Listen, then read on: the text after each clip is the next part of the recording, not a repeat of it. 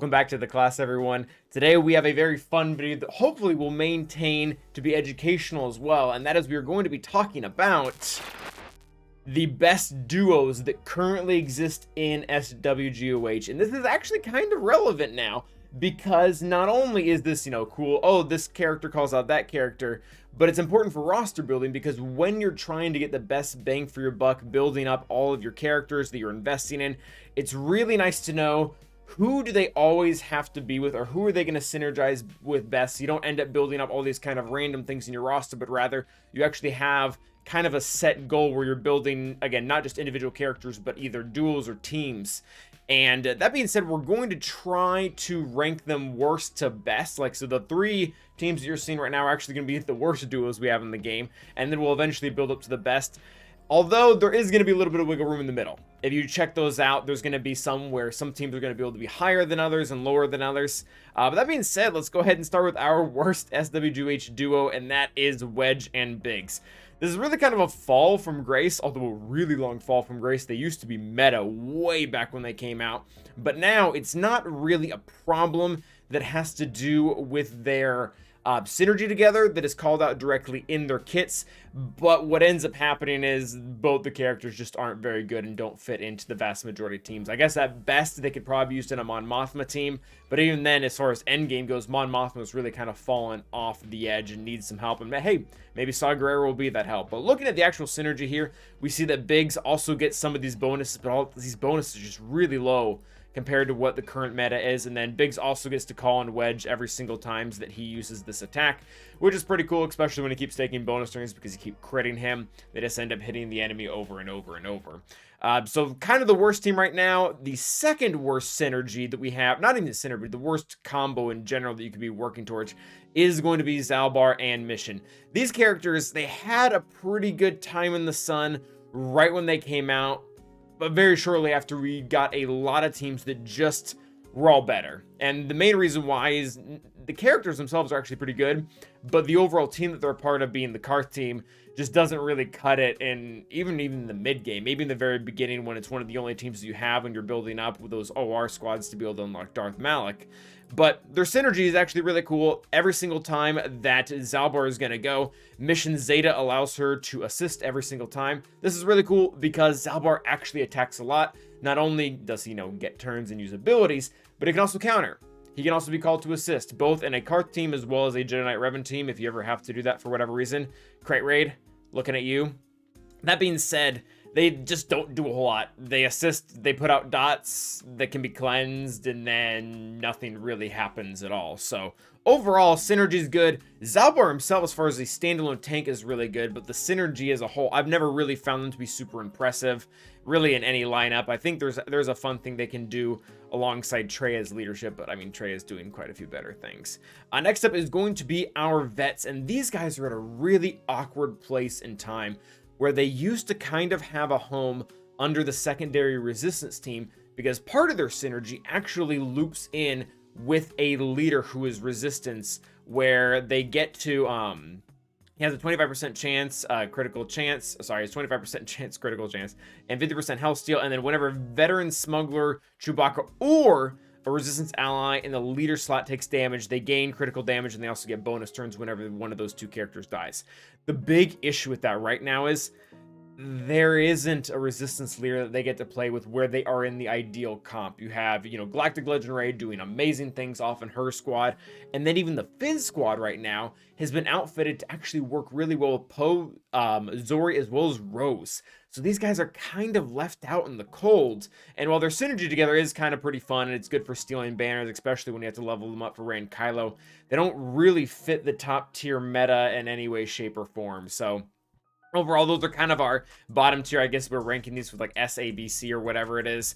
These are going to be the lowest one. Now we start to get quite a bit better, and we're going to be moving into I Don't Like Sand Squad. We have Padme and Jedi Anakin. The reason why this is a lot lower on the list, while their synergy is good, very awkwardly enough, Jedi Anakin synergy in GAC is much better with Qui-Gon Jinn. Well, he doesn't have a direct name call out like he does with Padme in a few places, where if Padme is an ally, he dispels all buffs on all enemies. Really like that this says ally, by the way, and doesn't have to be the leader.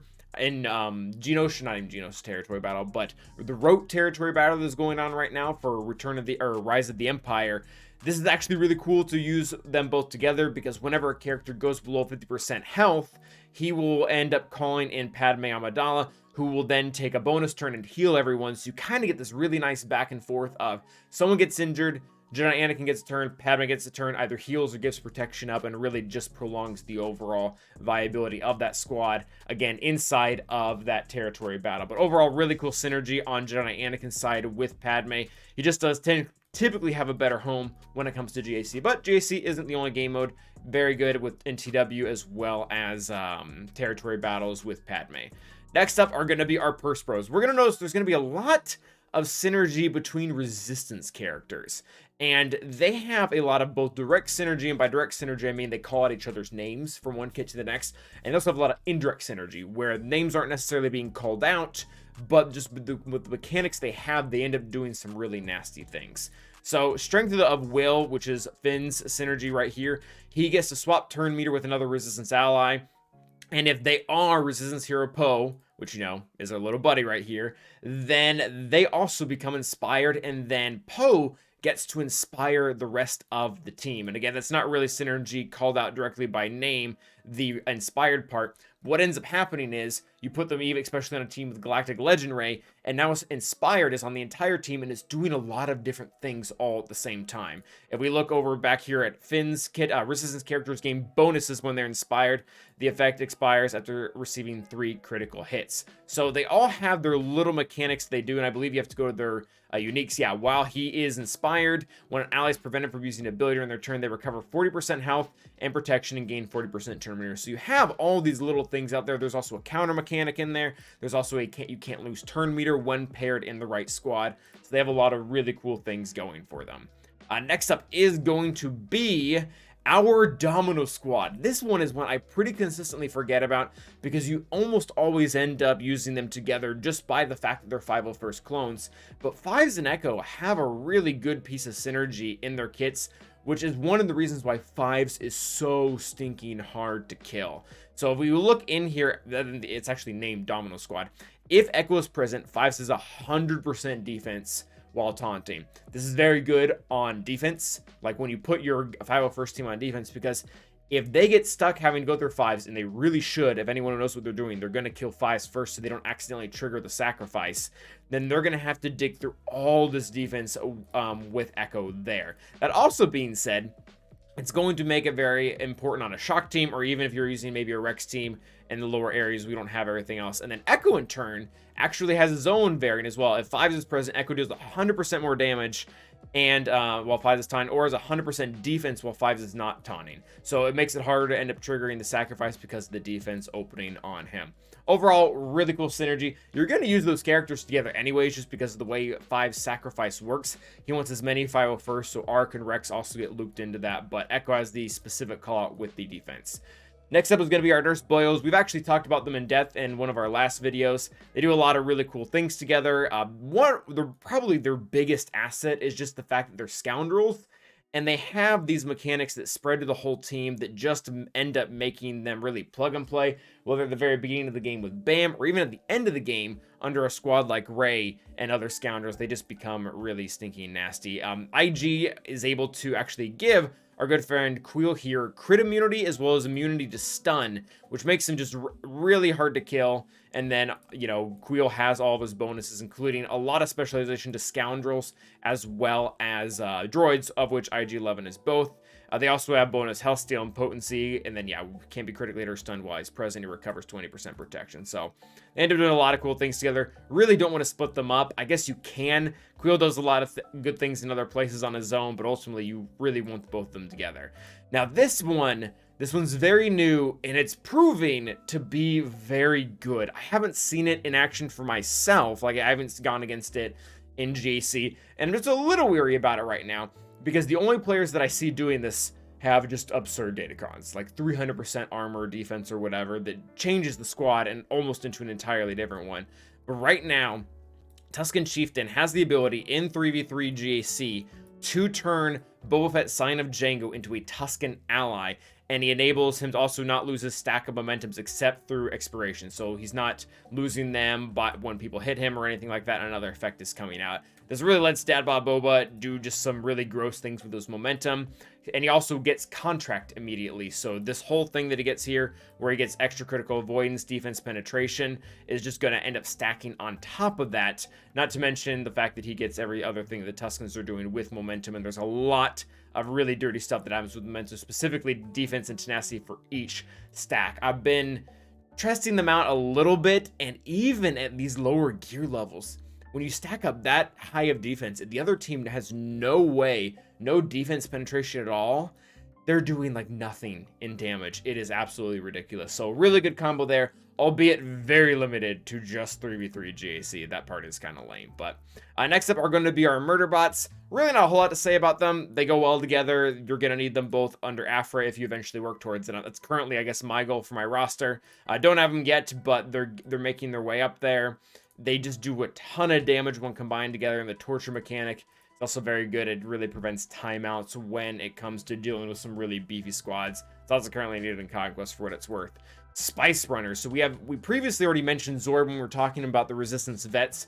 She adds a lot to Poe Dameron. Poe Dameron has a very outdated kit. Really, our normal Resistance Finn does as well, just not doing a whole lot right now. And Zorii comes in, and again, not only does she have specific call-outs to Poe Dameron, where he gets, crit immunity whenever he's taunting, but she just rebuilds the entire team from really scratch. Doesn't give them, they themselves didn't get a rework at all, but through her contributions, the team is just absolutely annihilating things with the amount of turn meter it's getting, and then exposes on top of that, which really that's always been what Finn has been very good at. Finn and Poe is turn meter and exposes to get things going.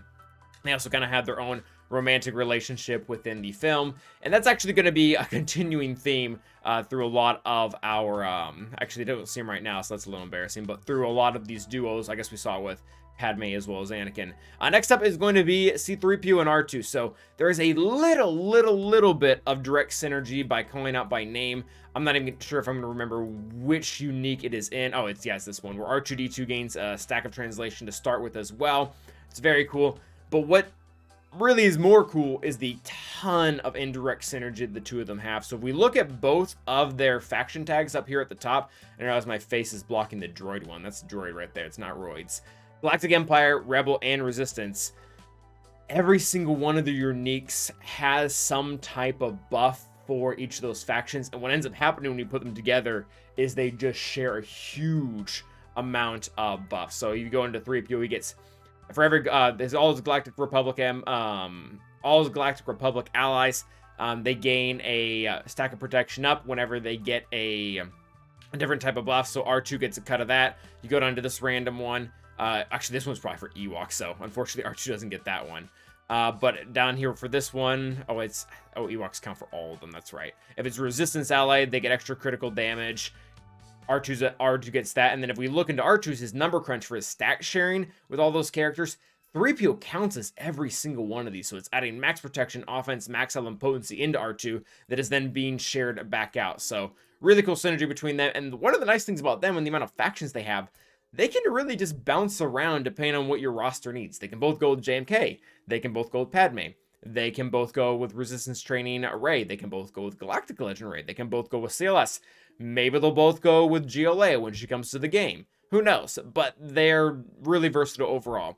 Next up is going to be Fennec and Beskar Armor Mando. And I thought about putting Dad Bod in here too to some extent, but that's really specific to TW if you have the Omicrons on top of it. Whereas Fennec and Bam in general, the two of them just have some really nice synergy, both in name and again in indirect synergy. If we look at Fennec's kit, she has this really nice thing in her unique, where she'll gain 10%, actually up to 20% stacking offense whenever she receives tenacity up while, where is it here? While Beskar Mando is an ally. So that's huge because she only really cares about offense. That's how you kill Lord Vader with this team. And if we go into our good friend Bam's kit, he has tenacity up for 2 turns whenever this ability gets triggered, which can be triggered multiple times throughout the battle whenever your allies fall below a certain threshold. So overall, just great synergy. And then there's a very specific interaction that happens versus Lord Vader and Maul, where Maul will go in and he'll be about to kill someone in the very opener, and Bam can save them, really save Fennec, so that Fennec can go ahead and just slaughter the entire team. So direct and indirect synergy, they're very good. And now we have Emperor Palpatine and Mara Jade. This one is also just really stinking good. A very a newer synergy, if you will, at least compared to a lot of these. If Emperor Palpatine is in the leader slot at the start of the encounter, Empire and Sith allies have 20% offense and potency. So you start to get all of these bonuses, and I think if you look in every single piece of her kit here, yeah, I think Emperor Palpatine he gets something, he gets a piece of it, which I guess is kind of a testament to his character and what his relationship was with all of his pawns. He was really trying to get something out, so he gets turn meter there. This one actually looks like we don't have anything to do with Emperor Palpatine directly, but even the basic does. If he's in leader slot, he assists if it's Mara Jade's turn, and a random ally with useful pawn assist dealing 50% less damage. So just tons of synergy all the way around. They are good with Starkiller, considering we have a Sith and an unaligned Force user, but even without Starkiller, the two of them do a ton of work. Bastila Fallen with Darth Revan. This one is a very good combo. Bastila can do a lot of things without Darth Revan. But one of the things that I like the most about her is that when Darth Revan is present, I don't remember whose kit. Oh, it's right here. Or maybe it isn't. No, he was somewhere in one of their kits. I don't remember if it's in a leadership or one of their uniques, but corrupted battle meditation, which typically just reduces crit chance and critical chance as well as counter chance. If you add Darth Revan, it actually stops all debuffs from happening, which is super important when you look at specifically a mirror match. When the other Darth Revan can't get any of their fear out or shock or anything like that, things get really dirty really quickly. Or like even going up against an Emperor Palpatine team or something like that, where you completely cut out any of their turn meter gaining capabilities because they can't use any of their debuffs, or even like a CLS counter that kind of exists. Getting to erase all of that is very, very nice. So also the two of them are very good together. And speaking of our Revans and our Bastilas, these two also have great synergy. One of the issues what happens if you take them apart is Jedi Knight Revan loses not only legendary battle meditation, but he also loses these specific buffs of potency, accuracy, and tenacity. And the reason why this is important is because if you ever encounter a high tenacity nest, and you're really wanting to take advantage of Jedi Knight Revan's leadership ability, where if he uses a basic on a character with protection up, or even not Nest, but actually this one applies to Traya too, and you're wanting to reduce their max health, you have to go through a potency and tenacity check to make that happen. So if you don't have that 70% boost from Bastila's potency for your Jedi Knight Revan, or even, it comes into a lot more potency when you start including the 100% from legendary battle meditation, you sometimes can't resist it, and you either time out or die. So very good together, very important characters overall, Jedi Knight Revan and Darth Revan for that matter. Next up is going to be our Han and Chewbacca. This is really like the OG duo of just like the best combo in the game. We get Loyal Friend here, which puts guard on every single time, Raid Han specifically, to the point where he's constantly assisting and healing both of them as well as the weakest ally. Really important for any CLS squad at all. In fact, to my knowledge, almost every single team that when you fight against CLS, the linchpin is Chewbacca, because he's protecting everyone and healing everyone. So he has to go down before Han, who's kind of a squishy character, can actually end up eating it, because otherwise he keeps countering, he keeps healing, you can't actually crit him because Chewbacca has guard on him, and it just gets really annoying. And this is going to be our top team for synergy, and it's going to be Rey and Ben. So I know that not everyone loves this because Starkiller can still kind of beat them, but what this does to the team, especially in threes, is absolutely disgusting. If you have Rey, Ben Solo, and JTR, even Starkiller falls to a 55% success rate. That's not good. JML is essentially completely cut out as a counter. So is C if you have the right Omicrons and you're able to place that 4-turn healing immunity on him. And then just constantly having to juggle around these revives is also just not fun. Whenever the enemy leader takes a turn, he's always constantly coming back.